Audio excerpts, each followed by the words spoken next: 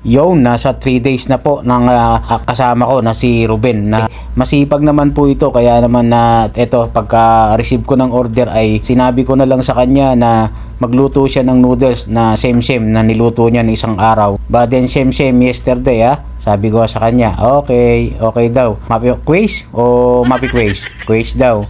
Malum daw eh. Kaya yun, nagkasundo ulit kami.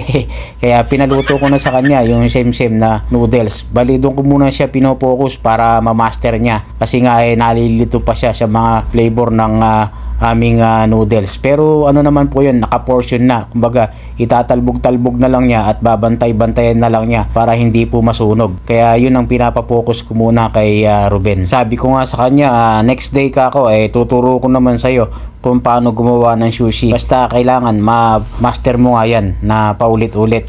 At heto, patapos na rin kami sa aming order namin na sushi at noodles. Kaya sabi ko, pagkaluto mo rin yan, i-give mo rin doon sa may bintana ng ating kahera para ma-serve na ng ating cashier yan. At isang opa naman ka ako dyan bago tayo matapos. Sabi ko kay Ruben, yun lang, salamat. Love you all, mama. Chup chup.